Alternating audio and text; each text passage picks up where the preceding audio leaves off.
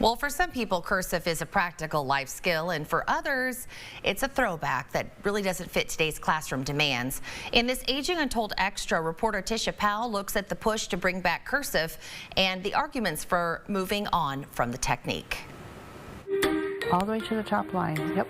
From signatures to family letters and historical documents, cursive has long been part of American life. But as keyboards replace pens, schools are still debating whether it belongs in the classroom. It's different because there's like more steps to it. Cursive, there's like squiggles, there's like curves, not just like straight lines like print does.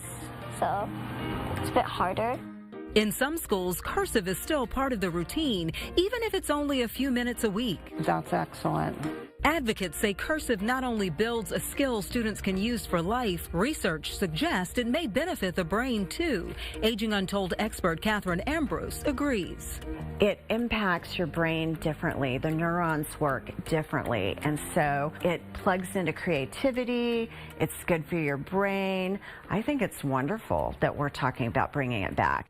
However, critics say classroom time is already stretched thin and that print or typing may be more useful in daily life. Frankly, it won't help them in the modern world. Ambrose says there's one more piece here, cursive as an art form. We talk a lot about STEM versus STEAM, and when we leave the A out, when we leave the art out, that's our humanity.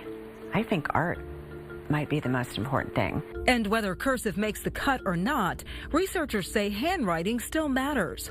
For now, the cursive debate continues, weighing tradition against time and what helps students learn best today.